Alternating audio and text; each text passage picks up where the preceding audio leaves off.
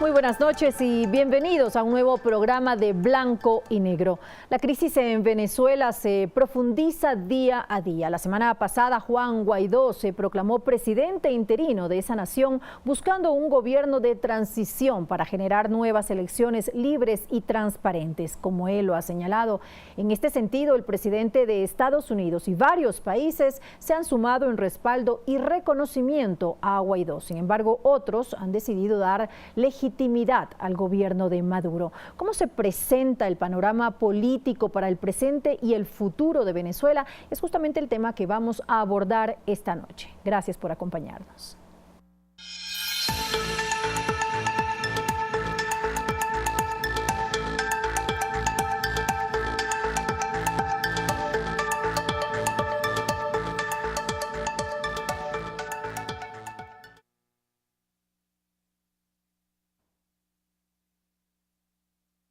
Juan Guaidó, presidente interino de Venezuela, reiteró su llamado a movilizaciones, mientras el Papa Francisco expresó que teme un derramamiento de sangre en el país bolivariano. El director del Programa Venezolano de Educación, Acción en Derechos Humanos afirma que la última ola de protestas en este país deja al menos 35 personas muertas y 850 detenidos. El opositor y autoproclamado presidente interino, Juan Guaidó, aseguró que en esta ocasión el pueblo de Venezuela no dará su brazo a torcer y llamó a nuevas movilizaciones. El día sábado, gran movilización en toda Venezuela y los países que nos están acompañando en este proceso. En esta convocatoria reiteró el plazo que dieron varios gobiernos europeos para que se convoque a elecciones. El ultimátum que le dieron y que se vence el día domingo, donde reconocen claramente no solamente la Asamblea Nacional, no solamente nuestra Constitución, sino también la plena competencia de ejercicio de la presidencia encargada. Exigencia que de forma tajante rechazó Nicolás Maduro en una entrevista para la cadena CNN Turquía. Europa ha tenido una posición insolente, insostenible, impresentable, y debe retirar su ultimátum. A nosotros no nos pone ultimátum nadie. Si ellos se quieren ir de Venezuela, que se vayan todos y se vayan ya. Esto mientras la Unión Europea explicó que la convocatoria a elecciones, posición acordada por los 28 países miembros, no responde a intereses ocultos. Creemos que es necesaria una acción en los próximos días. Y no porque lo digamos, sino porque el statu quo, como está ahora, no es sostenible. De su parte, el Papa Francisco se refirió a la situación en Venezuela y explicó su temor por la violencia registrada en el país sudamericano y por qué su posición al momento es neutral. Si yo entrara a decir, háganle caso a estos países, háganle caso a estos otros que dicen esto, me metería en un rol que no conozco. Sería una imprudencia pastoral de mi parte y haría daño. ¿Qué es lo que me asusta? El derramamiento de sangre. Fernanda Vera, Telediario. La Fuerza Armada Nacional Bolivariana por varias ocasiones ha anunciado su respaldo al régimen de Nicolás Maduro. Por ello, el mandatario venezolano presidió ejercicios militares con los que mostró su confianza en los uniformados.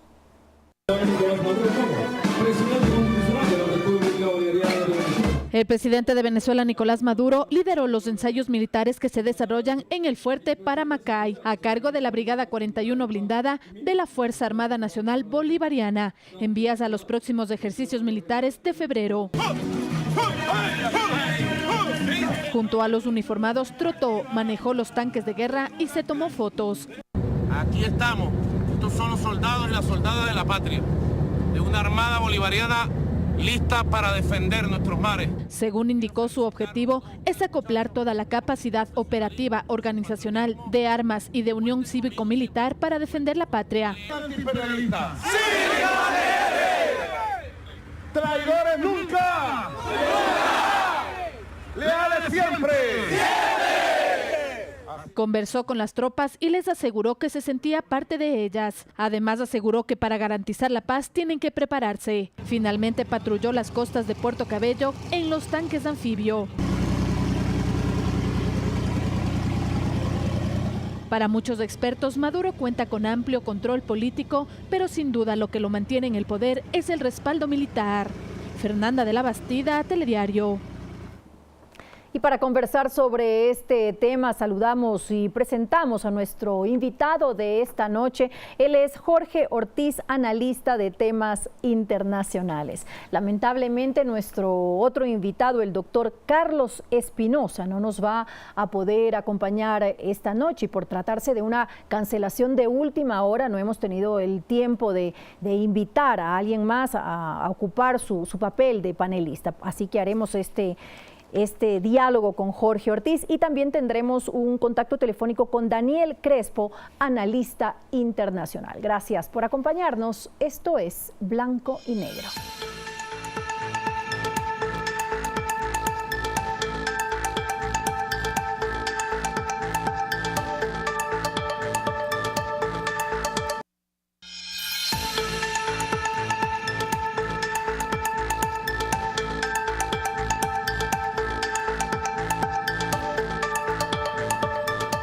Gracias por acompañarnos. Esto es Blanco y Negro. Jorge, iniciemos analizando un poco lo que ocurrió este fin de semana, que han pasado cosas interesantes.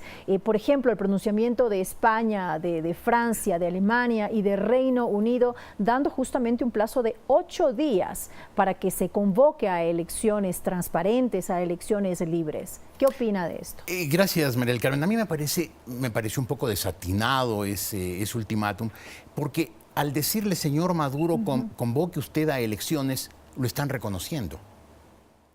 Maduro es evidentemente un presidente ilegítimo porque su mandato terminó el 10 de enero. A partir del 10 de enero él es un presidente usurpador. En este momento él no tiene ninguna legitimidad. Y decirle convoque a elecciones es de alguna manera reconocerlo. Yo creo que la Unión Europea debió haber adoptado la posición que adoptaron, por ejemplo, los países latinoamericanos, que conocen más del tema, que están más de cerca de Venezuela, que han sufrido más las consecuencias de la catástrofe venezolana y que ese momento reconocieron a Juan Guaidó. Ahora, en el caso justamente de estos 4 países no había habido un reconocimiento anterior a Juan Guaidó y justamente este ultimátum es que si no se hace esa convocatoria a elecciones libres y democráticas, justamente ellos van a reconocer a Juan Guaidó. Es ahí cuando ellos van a hacer ese reconocimiento. Lo que pasa es que Juan Guaidó es hoy el presidente legítimo de Venezuela. La Constitución venezolana, la Constitución chavista de Venezuela, en los artículos 233, 236 y 333 establece que en ausencia del presidente y el vicepresidente de la República, el presidente de la Asamblea Nacional no es que puede, debe asumir la presidencia. Y eso fue lo que hizo Guaidó. Además, está muy claro en la Constitución venezolana cuáles son las atribuciones del presidente interino. Primero, es interino. Y en segundo lugar, tiene que convocar a elecciones de inmediato. Esto significa en 180 o 270 días como máximo. Sin embargo, ese artículo, justamente al que él apela, este artículo 233 de la Constitución, no habla de usurpación, habla de una vacante y se habla de una vacancia absoluta, es decir, eso obedece a su renuncia, al abandono del poder, a su muerte. O a la terminación de su mandato. Y eso es lo que justamente se está tomando. Claro, terminó el mandato de Maduro, terminó el mandato. Y no ha jurado tampoco ante la Asamblea Nacional. Bueno, ese es un detalle menor. Su revestimiento en este cargo. Ese es un detalle menor, porque las elecciones de mayo del año pasado fueron grotescamente inválidas. No tenían el más mínimo valor, que incluso el mismo Maduro y la misma cúpula chavista estuvo desde mayo hasta enero, casi 8 meses, buscando la manera de dorar la píldora, o sea, de que parezca que es una elección legítima y que él es un presidente legítimo. Pero no lo es. El 10 de enero se acabó el mandato de Maduro y por lo tanto, pues en vacancia de la presidencia y la vicepresidencia de la República, tenía que asumir el presidente de la Asamblea Nacional, Juan Guaidó, y eso hizo. Entonces podríamos decir que este artículo sí tiene una validez constitucional, sí está bien aplicado. Me parece que sí, y a los constitucionalistas que les he oído, a los calificados, porque también hay gente descalificada que dicen cualquier cosa simplemente con cálculo político, pero los constitucionalistas calificados dicen, está clarísimo que en este momento el presidente Maduro es un presidente usurpador. El expresidente Maduro usurpó un poder que ya se le había terminado y el presidente es Juan Guaidó. Y por eso hoy las manifestaciones que hay en la calle en Venezuela, en las diferentes ciudades venezolanas, no son las manifestaciones que hubo en el año 17, en las que, dicho sea de paso, murieron 125 personas acribilladas por el régimen de Maduro. Este momento no siguen a unos líderes opositores creíbles, no creíbles, buenos, malos. Siguen al presidente legítimo de Venezuela, siguen a quien hoy tiene la legitimidad democrática para decir Maduro tiene que irse, su mandato terminó y hay que empezar una nueva etapa democrática en Venezuela. Para eso tiene que haber un presidente interino que en un plazo moderado, 180, 270 días, convoque a elecciones. Ahora también en este sentido es importante la posición que asume la Unión Europea, porque de una u otra manera le está dando un plazo para que se pronuncie con respecto a estas elecciones, y si no, pues ellos van a tomar medidas al respecto. Claro, y por eso creo yo, habiéndome parecido no muy sensata, o más bien un poco insensata la posición conjunta de estos 4 países europeos, me parece a mí que ya el régimen de Maduro, cumplido los 8 días, pues se va a quedar ya en una soledad absoluta y no le veo capacidad de maniobra. De ahora en adelante el gobierno de Maduro será más que nunca, porque ya lo era, ahora se va a hacer más que nunca, una dictadura militar. Un régimen sostenido por nada más que por la fuerza de las armas. No tiene ningún otro sustento, ninguna otra legitimidad, ninguna otra validez. ¿Qué relevancia tiene algo que también sucedió este fin de semana? El haber posicionado ya, encargado a alguien en la posición diplomática, digamos, es el encargado de negocios de Venezuela en Estados Unidos, que es alguien justamente del mismo partido de Juan Guaidó, y que ya ha sido reconocido por Mike Pompeo, un comunicado, ha sido reconocido oficialmente como el delegado, claro, y quien tiene validez ante el gobierno de Estados Unidos. A mí me parece que tiene mucha relevancia porque el momento que un país reconoce a un gobierno y desconoce a otro, pues evidentemente los representantes del gobierno desconocido dejan de tener toda presencia. Es decir, quien haya sido embajador de Venezuela en el Ecuador o haya sido encargado de negocios de Venezuela en el Ecuador, hoy es un ciudadano común y cualquiera, un venezolano más que camina por las calles sin ninguna representación, porque el gobierno ecuatoriano no reconoce a Maduro y por lo tanto no reconoce al enviado de Maduro. El gobierno ecuatoriano reconoció a Juan Guaidó y lo hará, reconocerá a quien Juan Guaidó en su momento nombre embajador en el Ecuador. Mientras tanto, los diplomáticos de Venezuela son unos señores sin el más mínimo derecho a hablar en representación de Venezuela ante el gobierno ecuatoriano. Ahora, en este caso específico del encargado de negocios de Venezuela en Estados Unidos, de esta forma Estados Unidos puede parar un poco el flujo económico hacia Venezuela. ¿Esa sería la forma de manejarla? Bueno, ese fue el anuncio que hizo el gobierno de los Estados Unidos, ¿no? Que al no reconocer al gobierno de Maduro, mal puede entregarle a él cualquier activo del Estado venezolano o cualquier, por ejemplo, producto de las exportaciones. Eso va a ahogar más económicamente al régimen, al antiguo régimen venezolano, al del expresidente Maduro.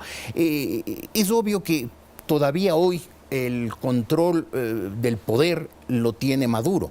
Y por eso es un usurpador, porque él está en una posición que no le corresponde. Su mandato, si es que el mandato anterior lo podemos considerar válido, que hay objeciones, ese mandato ya terminó, ya expiró y él dejó de ser presidente. Entonces, en este momento, él retiene los símbolos del poder y los instrumentos del poder. Él retiene el mando sobre las Fuerzas Armadas, él retiene el control de las arcas fiscales venezolanas, él retiene el control de puertos, aeropuertos, pero no tiene legitimidad para hacerlo. Y a medida que el mundo, para tratar de evitar una guerra civil, empieza a desconocer a Maduro y reconocer a Guaidó, Maduro se va quedando sin sustento, se vuelve un tirano que tiene los símbolos del poder arrebatándoselos a la ley, arrebotándoselos al pueblo venezolano, y es un usurpador en toda la línea. Es decir, el problema de Maduro es que a todos los crímenes anteriores, a todos los delitos anteriores que cometieron durante 20 años de chavismo, que se cumplen después de 5 días, del 2 de febrero. El 2 de febrero, exactamente. Ahora se suma un delito adicional, que es golpe de Estado, es usurpación del poder. Maduro es, como era su padrino Chávez, un golpista que, a diferencia de Chávez, que fracasó en la toma del poder, Maduro es un golpista exitoso, porque está sentado en la silla del presidente de la República de Venezuela sin serlo. Ahora vamos a establecer un contacto telefónico con Daniel Crespo. Él es analista internacional y nos va a acompañar justamente en este diálogo. Daniel, muy buenas noches. Sí, muy buenas noches. Encantado de poder conversar con ustedes. Cuéntanos un poco qué margen de acción puede tener Juan Guaidó mientras todavía, como lo hemos dicho ahora con Jorge, sigue siendo apoyado por las Fuerzas Armadas venezolanas. Bueno, efectivamente hace unas horas el ministro de Defensa, Vladimir Padrino, llevó a cabo una proclamación manifestando que efectivamente el ejército, la Fuerza Armada Nacional Bolivariana se encuentra firme junto al gobierno de Nicolás Maduro.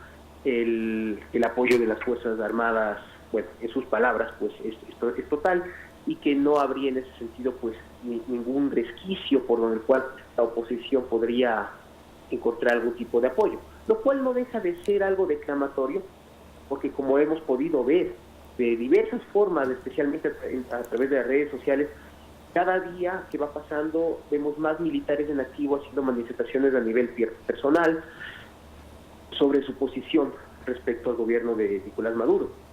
Lo que va mostrando ya la existencia de fisuras dentro del aparataje, ese aparataje que hace unos minutos nos mencionaba Jorge, sigue siendo, sigue estando secuestrado en las manos de Nicolás Maduro, ¿no?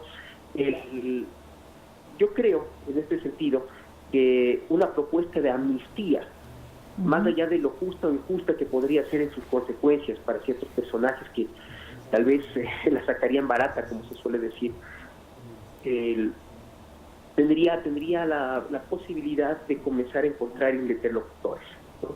Las horas que van pasando son claves, porque efectivamente ya tenemos, por ejemplo, el caso de la cónsul de Venezuela en Miami, que ya ha cambiado, si quiere vérselo así, de sus lealtades del presidente Maduro al presidente interino Guaidó.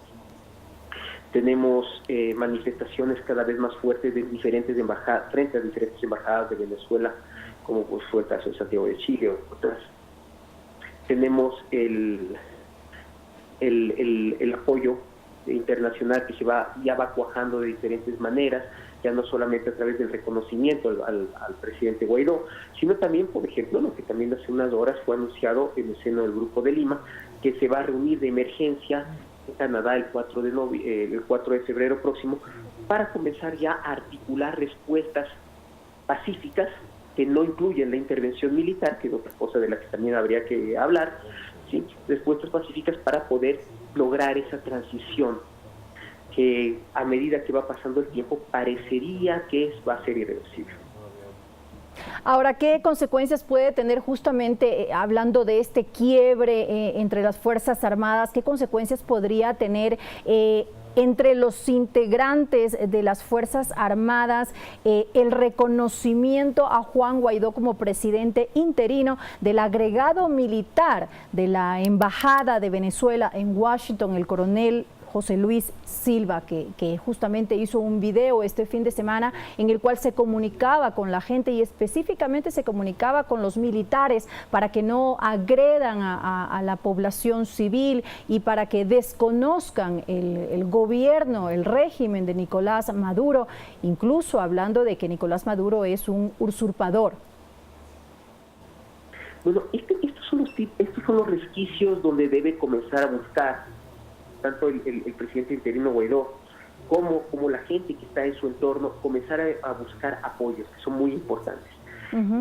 De a primera vista, especialmente tomando en cuenta el papel nefasto que ha tenido el ejército venezolano en las manifestaciones que se han ido dando en estos días. Tomemos en cuenta que para la última semana ya hay datos que nos hablan de 35 muertos, 850 detenidos, que es una barbaridad, que son cifras que no nos pueden dejar impávidos. Existe un baño de sangre en Venezuela y es muy importante que todo lo que estemos discutiendo tome en cuenta la violencia que está viviéndose en Venezuela. La semana pasada, en otro foro, yo conversaba sobre cómo es posible que, teniendo 2 millones de personas en la calle en un momento determinado en Caracas, no se cae el gobierno. Y una de las cosas que tenemos que pensar es en la violencia que se puede generar y que de hecho se ha ido generando y ha causado un baño de sangre. Entonces, cuando uno piensa en ese baño de sangre, hay que pensar en primera instancia en el papel que tienen las fuerzas del orden, empezando por el ejército, la policía, los grupos de choque que son, en estricto sentido, paramilitares, los comités de defensa de la revolución, y poder comenzar a romper ese cuerpo monolítico donde el ejército tiene un peso fundamental y que miembros claves del estamento militar comiencen a girar sus lealtades, es fundamental. Habrá que ver hasta qué punto se logra llegar un poco más arriba y tenemos algo más serio. Pero el hecho de que esta es una cuestión muy crítica y hay que ir analizándola hora por hora. A medida que nuevos personeros militares vayan sumándose, y más que nada las unidades que estén debajo de ellos vayan sumándose a esto, podemos ahí sí comenzar a ver un debilitamiento que obligaría a Nicolás Maduro a sentarse a negociar una transición. Mientras el ejército de alguna manera se mantenga unido, va a ser muy difícil que estos pasos se puedan dar. No digo que sea imposible, pero sería lo deseable que más personeros militares vayan reconociendo al gobierno del presidente interino Guaidó para que forzar de esa manera una negociación más seria conducente a la transición con el presidente Maduro. Ahora, Daniel, ¿no podría darse también el caso de que los militares lleguen a tomar el control en un momento dado? Ese es otro escenario. Yo no lo pondría entre los dos escenarios más posibles, pero sí es un escenario que podría presentarse. El problema aquí es con quién se negociarían esos espacios, porque ahí tenemos ya que comenzar a hablar de las figuras que estarían detrás de esto. Tenemos que pensar en qué intereses podrían motivar en ese sentido a un Vladimir Padrino o a un Diosdado Cabello, personas que también tienen otras lealtades por fuera, que si bien no han podido ser poco comprobadas recientemente, sabemos que están ahí. Estoy hablando, por ejemplo, del llamado Cartel de los Soles, ¿no?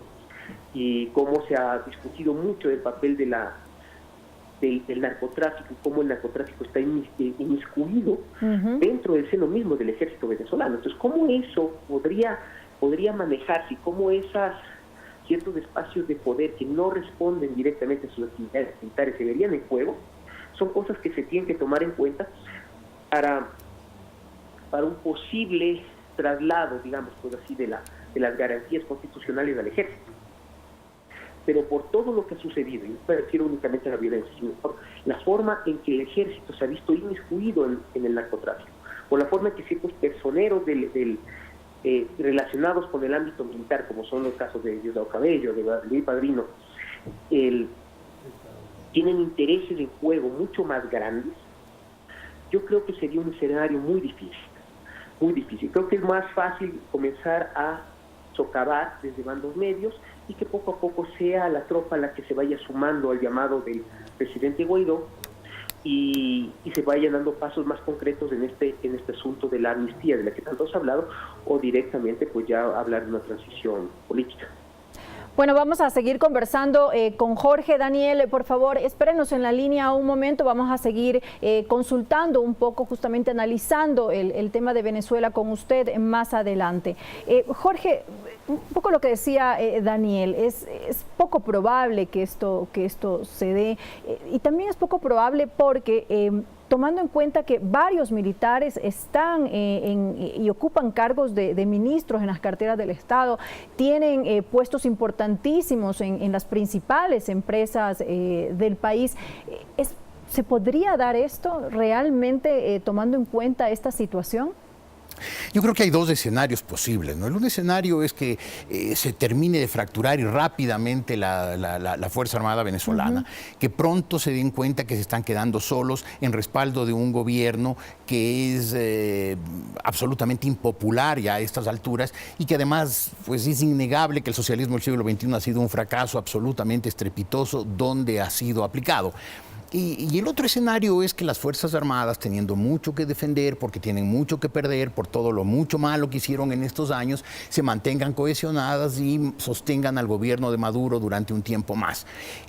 Cuando ocurrió esto, la posesión del presidente Guaidó, cuando asumió el poder, siguiendo el mandato constitucional, a la mañana siguiente me consultaban a mí por algún medio y yo decía, no sé si es el fin, yo creo que sí es el principio del fin. Y yo creo que en este momento el gobierno del expresidente Maduro ya no tiene salida. Daniel dijo una cosa que a mí me parece muy importante, ¿no? El momento que estas defecciones de los militares se multipliquen, y yo creo que van a multiplicarse, al presidente Guaidó se le abren unos interlocutores. Esa fue la palabra que usó Daniel, creo que con mucha propiedad. Va a tener con quien negociar una salida ordenada. Porque mientras los militares quieran sostener un gobierno que no se sostiene, lo único que van a hacer es seguir perdiendo prestigio. Cuando este gobierno, el de Maduro, el chavismo, el socialismo del siglo XXI finalmente terminen, ¿qué va a sentir la gente frente a las Fuerzas Armadas que sostuvo a ese régimen durante 20 años? Va a haber un repudio a los militares, y los militares, amantes y conscientes de su profesión, de su uniforme, ciertamente deben estar pensando que no le conviene a Venezuela en el mediano y en el largo plazo un descrédito total. Es decir, ellos pueden estar un poco a la espera de ver lo que ocurre y le van a apostar al ganador. Y si el ganador es Juan Guaidó, ¿ellos un poco van a irse hacia ese lado? No lo diría así, porque creo que las Fuerzas Armadas lamentablemente están en condiciones de decidir quién es el ganador. Yo diría que... Pero ¿y la presión internacional yo creo que la presión, no cuenta en este momento? Yo creo que la presión interna y la presión externa, las dos presiones, están haciendo que muchos militares, mandos medios, poco en los mandos altos y mucho en la tropa, se dan cuenta que ese régimen es insostenible, que fracasó, que el país con los recursos naturales más grandes de este continente, 300.000 millones de barriles, 300.000 millones de reservas probadas, no probables.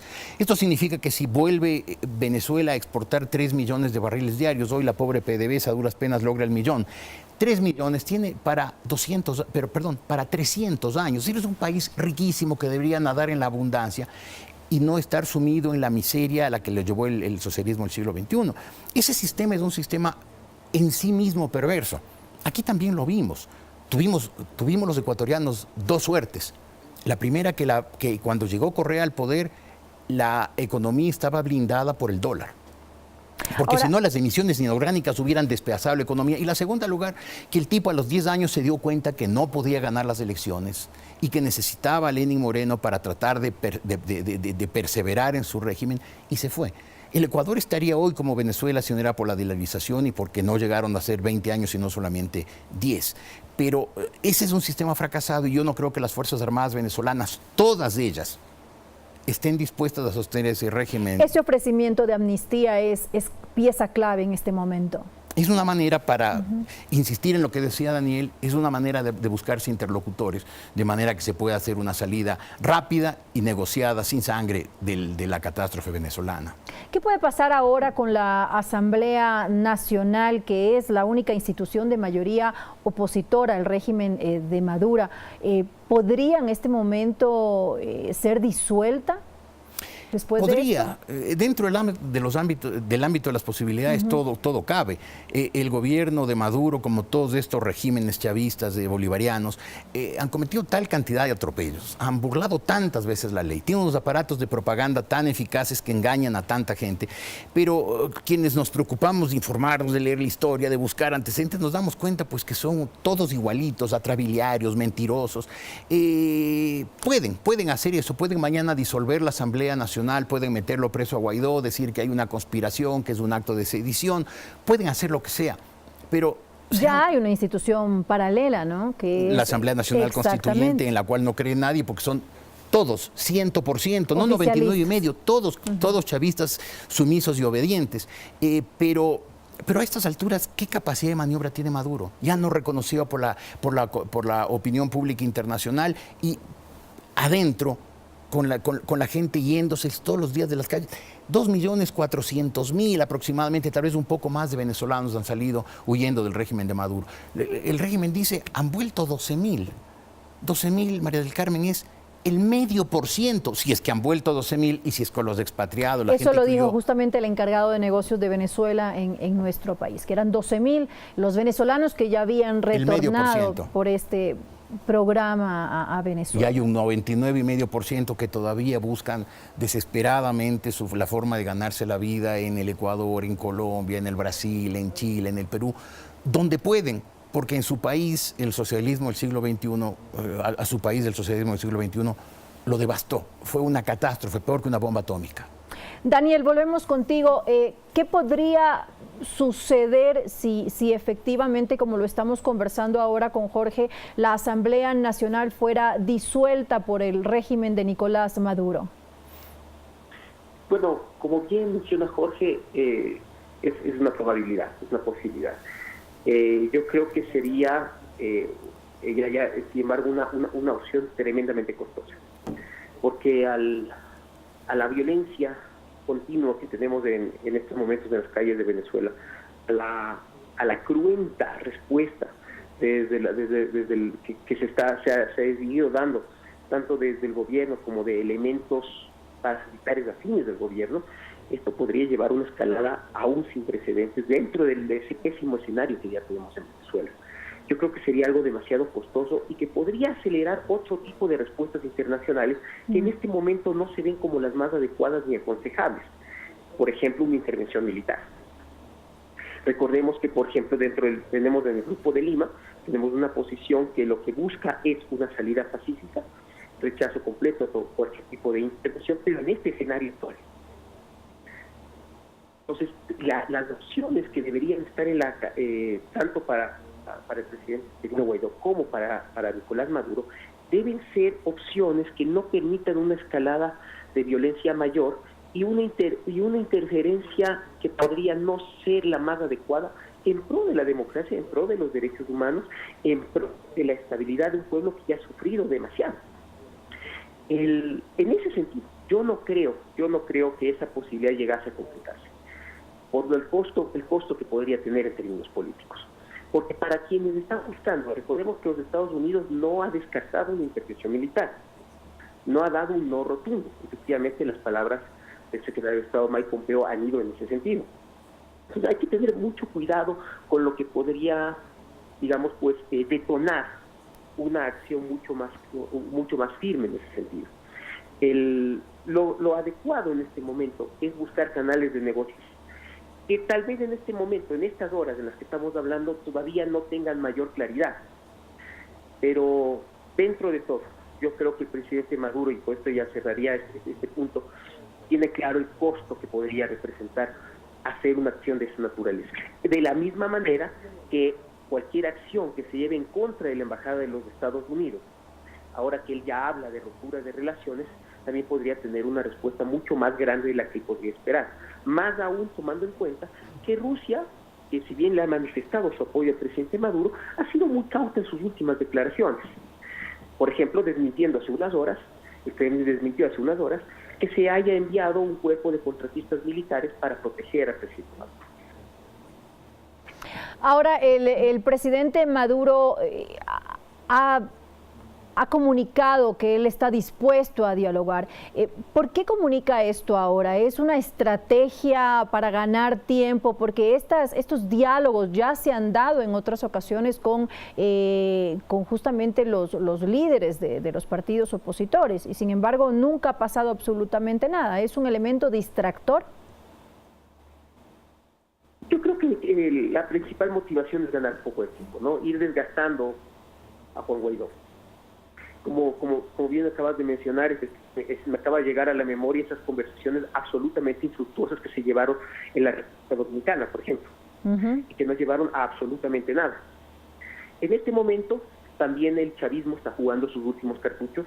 tiene la necesidad de buscar algún tipo de transición que le permita permanecer o más tiempo en el o terminar de debilitar a la Asamblea, pero este es un escenario muy distinto, como el que tuvo que enfrentar cuando Enrique Capriles desconoció las elecciones o cuando Leopoldo López terminó efectivamente pues preso. Este es un escenario mucho más crítico. Esta es la prueba de fuego más importante que ha tenido que pasar Nicolás Maduro. Y es muy difícil que con este tipo de tácticas dilatorias pueda lograr lo mismo. Esa técnica del desgaste ya no procede porque la respuesta internacional es mucho más firme ahora que hace un año y al parecer la cohesión interna de la oposición venezolana es también mucho más sólida. Tomemos en cuenta que como la Mesa de la Unidad Democrática perdió mucho peso con el alejamiento de Enrique Capriles. Ese es un escenario que aparentemente está superado en torno a la figura de Juan Guaidó.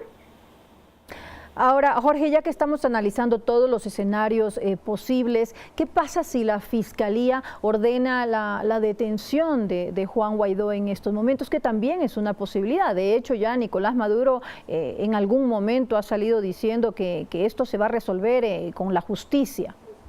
Bueno, es evidente que si la Fiscalía dictara la orden de prisión de Guaidó, no sería la Fiscalía, sería directamente el gobierno de Nicolás Maduro. Los fiscales allá, como aquí en la época de Correa, pues están atentos a las órdenes del amo y las cumplen con gran detalle.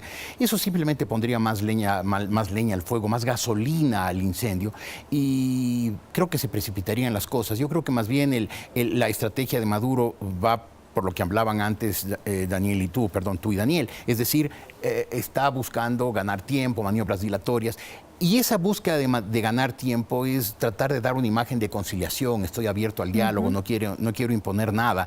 Pero claro, este momento ya es infructuoso, han sido 20 años de fracaso, no se limpian con una llamada a un diálogo. Por lo demás, la soledad de Maduro es un argumento que le quita toda posibilidad de ser un negociador eficaz. ¿Qué apoyos tiene? Tiene el apoyo de 3 dictadores. Xi Jinping está volviendo en la China a las prácticas más radicales y fallidas del maoísmo. Vladimir Putin pues es el líder autocrático de un país arruinado por 75 años de socialismo. Y Erdogan es un sultán, no es un presidente democrático. Ahora, en también, Turquía. También se tiene que tomar en cuenta que China y Rusia son los grandes acreedores de Venezuela. Entonces... y querrán seguir perdiendo plata. Tienen mucho que perder además si el gobierno de Maduro no continúa, porque hay algo dinero que no van a recuperar. En América Latina, bueno, el Uruguay tiene esa posición más por cálculos internos de Tabaré Vázquez frente a sus bases, que son bases de izquierda. Entonces él ha sido muy cauto en decir busquemos una salida negociada, y el apoyo de México es un apoyo sospechoso. ¿Cómo se puede entender ese apoyo de México? A ver, yo creo que en el fondo, y lo ha demostrado a lo largo de su carrera, larga carrera política, pues Andrés Manuel López Obrador es un populista tormentoso y con muchas afinidades ideológicas con el socialismo del siglo XXI. Claro, lo está haciendo muy mal cuando apoya a Venezuela, porque basa su apoyo en la doctrina Estrada. La doctrina Estrada es una doctrina de no intervención de 1930, tiene 89 años. Fue emitida cuando el mundo era otro, no había ocurrido la Segunda Guerra Mundial, no se habían cambiado las relaciones de fuerzas en el mundo, cuando la geopolítica era otro, cuando no habían nacido las Naciones Unidas y todas las instituciones y todos los foros correspondientes. Es decir, está remitiéndose a un documento que es de otra era. No solamente es de la primera mitad del siglo pasado, es de otra época. El mundo cambió mucho desde 1930 y que Andrés Manuel López Obrador, el presidente de México, mencione que reconoce o no reconoce a Guaidó por la doctrina Estrada suena absolutamente disparatado. Se habla de la tradición mexicana de no intervención, sin embargo rompió relaciones con Chile. Con Chile de Pinochet. Exactamente cuando estaba Pinochet. O sea, es un disparate, lo que hizo el presidente de México es un disparate. Y México, al contrario, tiene una historia de ser un país de refugio. Cuando al término de la Guerra Civil Española en el año 39, en abril del año 39, México fue el gran asilo para los republicanos que huían, incluso más que Francia, que tenía una vecindad, sobre todo con el País Vasco y con Cataluña, y podía ser el refugio natural. Mucha gente se fue a México. En México hubo incluso un gobierno republicano en el exilio. Entonces, López Obrador no solamente hace un disparate, una insensatez al mencionar la doctrina Estrada, sino que rompe esa tradición hospitalaria de México de no dar, de dar refugio a quienes son las víctimas de gobiernos opresivos. El gobierno de Maduro es, y todos lo sabemos, y hasta los chavistas más recalcitrantes como Rafael Correa, pues reconocen que es un gobierno que no ha sido precisamente un éxito. Y que haya 2,5 millones de personas que hayan tenido que huir de Venezuela y que México rompa esa tradición, reconociendo a Maduro, que es el causante de la catástrofe, rompe esa tradición hospitalaria de México, ¿no? Me parece que es incomprensible. Y se podría leer como complicidad también con lo que está ocurriendo en Venezuela. Y muchos de estos países, si es que Venezuela llega a caer en la guerra civil, habrá que buscar también las complicidades en todos los gobiernos que durante tantos años le dieron aliento a Maduro, primero a Chávez, cuando ya se veía que ese país se iba acercando rápidamente al abismo y que no había ninguna posibilidad de corrección. Entonces, el gobierno del Ecuador durante la época correísta, el gobierno de Evo Morales en Bolivia, el gobierno de Daniel Ortega en Nicaragua, todos ellos serán cómplices si es que llega a ocurrir, que esperemos que no, un baño de sangre en Venezuela. Bueno, es momento de hacer una pausa y enseguida continuamos junto a ustedes con las conclusiones en Blanco y Negro. No se vayan.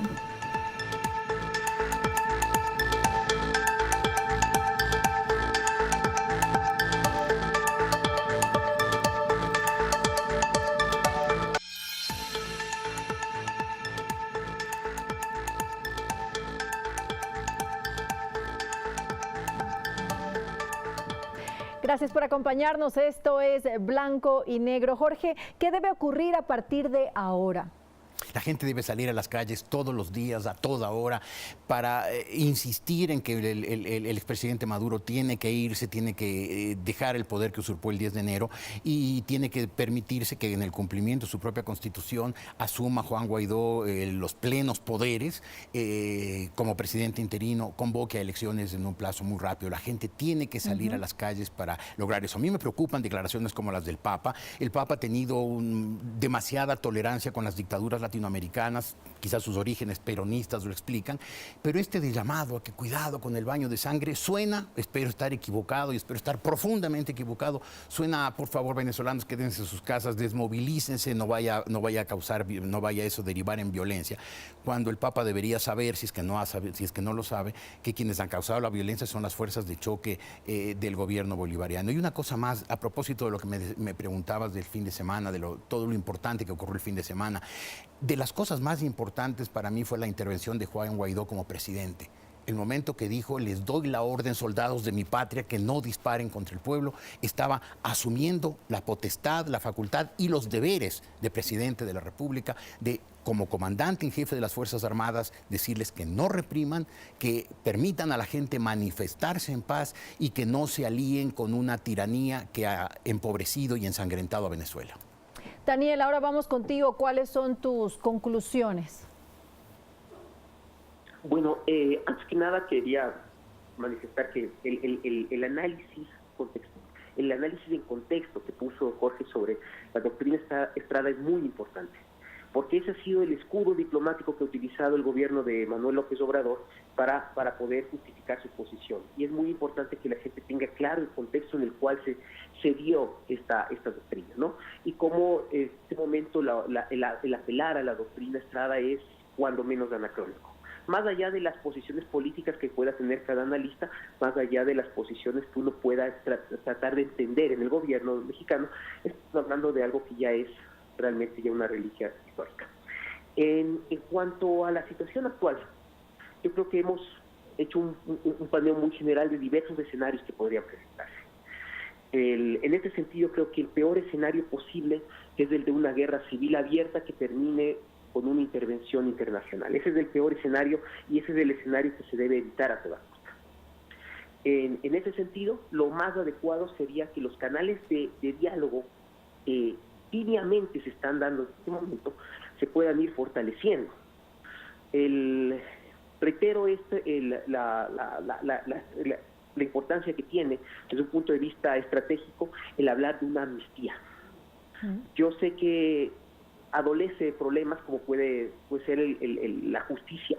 Muchas personas podrían aprovecharse de esto, de ser el caso, para poder limpiarse de los crímenes cometidos durante los últimos 20 años, pero también facilitaría que ciertos mandos medios, tanto del ejército, de la policía, de cuadros de gobierno, puedan ir saliendo, aproximándose a Juan Guaidó y de esa manera ir debilitando desde adentro, que es lo que se necesita hacer, al gobierno de Nicolás Maduro.